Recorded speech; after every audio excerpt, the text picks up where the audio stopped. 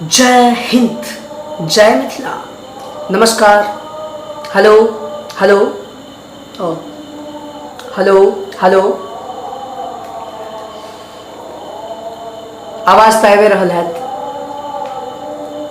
Deere Maithil, basically दिस particular video is recording for migration. जे migration, पलायन, अनएम्प्लॉयमेंट ऐसा छोट पैघ चीज है, लेकिन छोट चर्चा।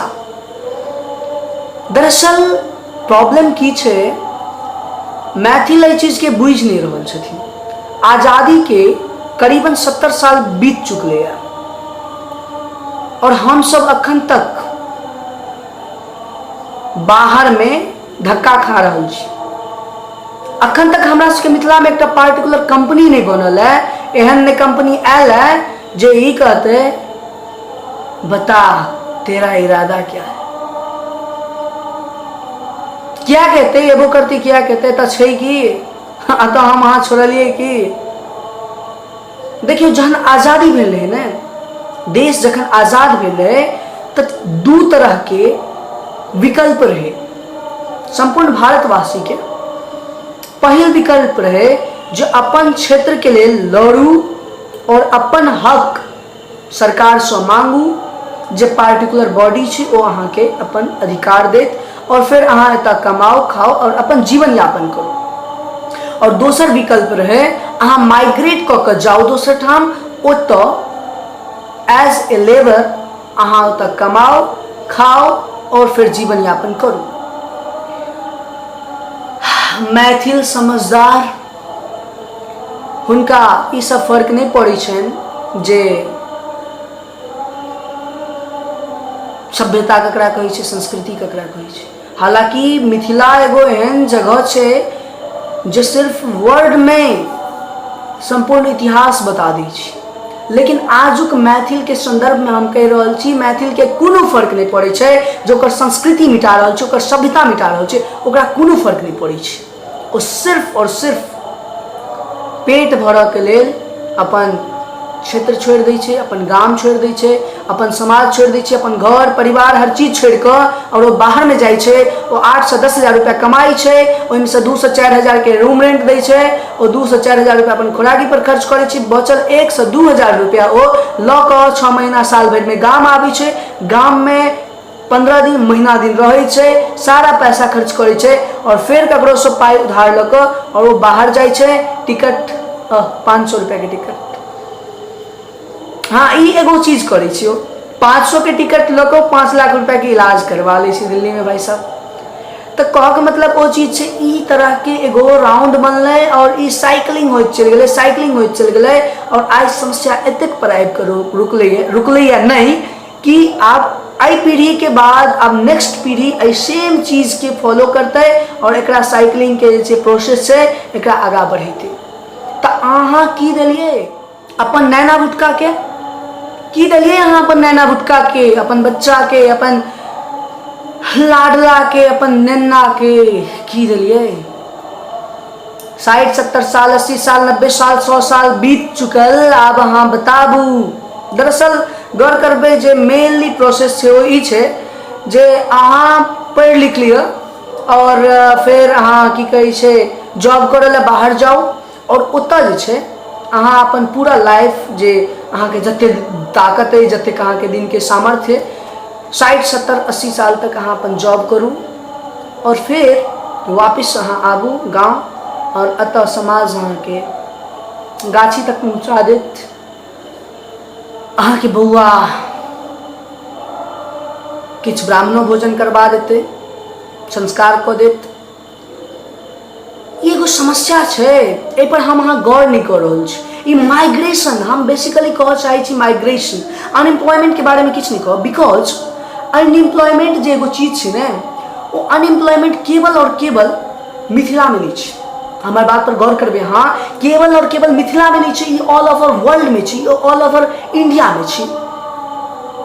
अनएम्प्लॉयमेंट के कोनो पंगा नहीं कहब हम, एहि दुआरे चूँकि अनएम्प्लॉयमेंट हर देश में रहे छै, हर राज्य में छै और ये स्वाभाविक चीज छै। कनी कम बेसी अधिक ई चीज एगो अलग चीज छै। मेन चीज जे भऽ गेलै ओ पलायन भऽ गेलै। पलायन हमरा अहाँके कमर तोड़ि देलक है, बाढ़ि कमर तोड़ि देलक है। बाढ़िमे ततेक ज्यादा अखन आयल छलियै बाढ़ि जकर कहि नहि सकै छी। अखन फिलहाल पटनामे देखियौ कतेक विषम परिस्थिति छै जकर हम कहि नहि सकै छी शब्दमे। और पटना ई सबटा बिहारके अंग छै। चूँकि हम मिथिला कहि रहल छी, लेकिन मिथिला अखन डिवाइडेड नहीं छी, ऑल ओवर बिहार छी अखन।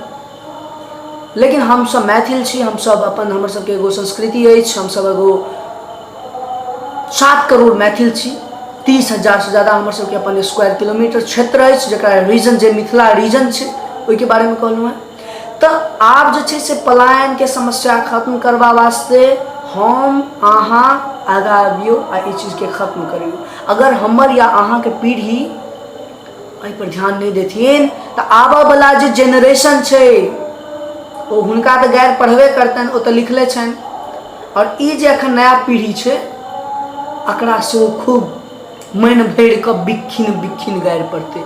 सो if you want to be out of this type of rhythm of future anticipation, then you will have to do something which is an extraordinary।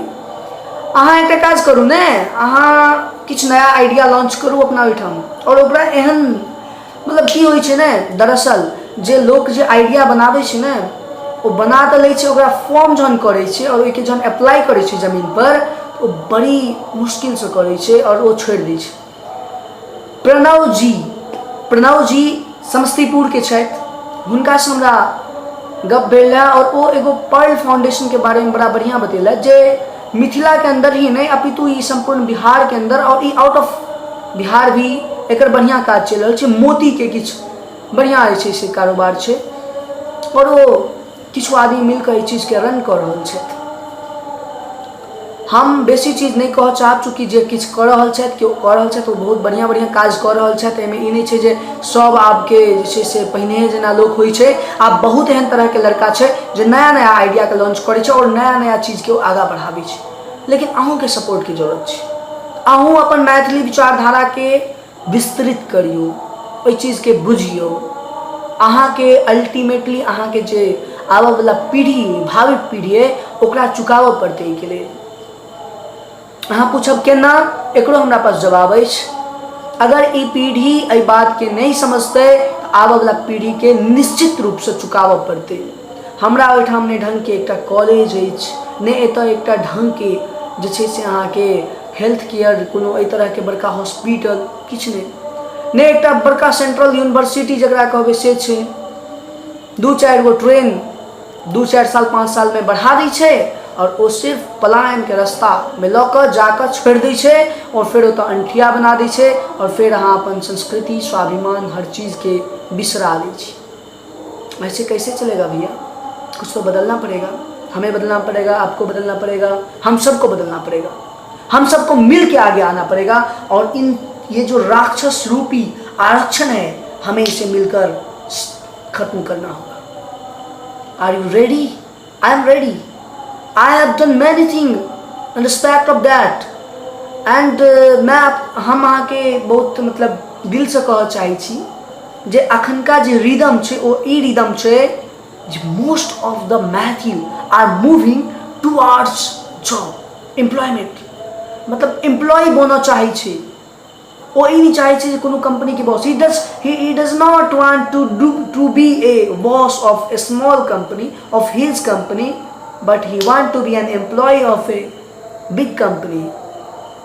ओकरा पास आइडिया छै भरमार, वो चाहते तो बहुत किछु नया कर सकै छै पर वो नहीं रिस्क लेबऽ चाहे छै। You will have to be a risk taker, you will have to do hard work. अगर अहाँ बाहर में दोसर के लेल मेहनत कर सकै छियै, अपन रीजन में अपना लेल किया नहीं हार्ड वर्क कर सकै छियै? ट्रस्ट मी, 2 पहलू होइ छै। एक पहलू में जीवन अहाँ के सार्थक लागत, मजा आयत, छोटा कमरा रहत, कम जिम्मेदारी रहत और अहाँ सुखमय जीवन बितेबै। लेकिन दोसर पहलू अन्हार छै, गामक चिन्हबार, ओ बुढ़िया असगरे बैसल छै दुआरि पर। यह सोचने रही कि ओ जे हमर बच्चा जहन पैघ हैत तो हमरा अहिना इएह दशा छोड़ि देत। अहाँ तऽ आगाँ बढ़ि गेलहुँ, अहाँ अपन गाँवके कतऽ छोड़ि देलियै, अहाँ अपन समाजके कतऽ छोड़ि देलियै। अहाँ अगर शिक्षित भेलहुँ हैं तऽ किछु नया आइडिया एम्प्लॉय करू ना, अहाँ किछु नया आइडिया अप्लाई करू, किछु नया चीज करू। लास्ट में तो जॉब है, लास्ट में तो अहाँ कथू चीज करू, नो मैटर। अहाँ जाबे तक अहाँ के पास किछु एहन माइंड वर्क अछि, अहाँ माइंड सेट कऽ सकै छी, अहाँ किछु नया करू। बहुत तरह के चीज छै एहिठाम अहाँ कऽ सकै छी, माछ पान मखान इहो सब चीज में अहाँ बढ़िया काज कऽ सकै छी। अहाँके लोग एगो बना देने छै सिस्टम की जे अगर अहाँ ई सब चीज करबै तऽ अहाँ एगो जे छै से निम्न प्रकार के लोग भऽ गेलै। अरे भाई साहब, बाटा चप्पल बना कऽ बाटा बनि गेलै। बहुत चीज छै दुनिया के सुनल सुनायल पर नहीं जाओ, अहाँ किछु कऽ सकै छी, करू। एहि माइग्रेशन के खत्म करवा वास्ते जे किछु हथियार हेतै सबटा अपनाबू, सब मैथिल के संग लिअ और पूरा के पूरा जे छै से एकदम यूनिक बना दियौ। गवर्नमेंट पर कते दिन भरोसा करबै, की भरोसा करबै, गवर्नमेंट अहाँके की दऽ देत, किछु नहीं देत, ट्रस्ट मी किछु नहीं देत। अहाँ पूछब केना, हम ओहो चीज के जवाब देब। जे आदमी पार्टी पॉलिटिक्स में गेले ओकर माइंड फिर ओहि हिसाब से रन करे लागे छै, ओकरा पहले प्रायोरिटी होइ छै party. Trust me, if a person हु बीन अ पॉलिटिशियन, जे पॉलिटिशियन बन जाइ छै ने, ओकरा सबसे बड़का प्रायोरिटी पहला की रहे छै जे ओ पार्टी के लेल पहले काज करते, तखन समाज के लेल। और पार्टी ओकरा वह चीज कहते जो पार्टी के लिए जरूरी हेतै, और समाज फिर 5 साल के बाद ओकरा चुनते, नहीं तो कोनो और के चुनते। फर्क की पड़े छै, लुटते तो सब, बर्बाद तो सबके करे के छै। कियाकि पहले बात कहलूँ, ओकरा पहिल चीज होइ छै पार्टी। ओ चाहे छै जे हमर पहले एहन एहन एल्गोरिथम सेट हुए जे हमरा फिर नेक्स्ट पंचवर्षीय में हमर सीट भेटे। बहुत रास चीज है, हम एकरा डिस्कस नहीं कर सकै छी, लेकिन हम समाज के एते चीज कह चाहब, अहाँ के माध्यम से मैसेज देव चाहब जे अहाँ पार्टी पॉलिटिक्स पर डिपेंड नहीं रहू।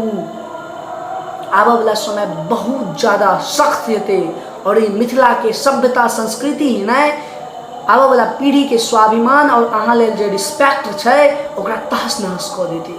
और ई तहस नहस, ई विनाश से बचऽ के लेल अहाँ से हमारी प्रार्थना अछि, गुरुदेव do something which is an extraordinary, which is out of the route। जे रूट पर क्यों नहीं ध्यान दै छै, ओई रूट के अहाँ बनाबू। जे रास्ता से अलग छै, जे एगो भीड़ फॉलो कर रहल छै, ओई भीड़ से हट कऽ अहाँ किछु नया चीज करू। अहाँ बहुत चीज कर सकै छी, अहाँ के पास अब तक आइडिया है जे अहाँ अगर एक बार पूरा के पूरा अगर रात जगनाइ शुरू कर दिलियै ना, तो अहाँ के आइडिया के अप्लाई होइत संपूर्ण मिथिला नहीं, बहुत देश के कल्याण भ सकै छै। सिर्फ भारत के नहीं, बहुत देश के कल्याण भ सकै छै। So it's my request to you, please please please stand with Mithila. जय हिंद, जय मिथिला, जय जननी। धन्यवाद। और भैया सब बढ़िया आना, सब बढ़िया ही रहना चाहिए।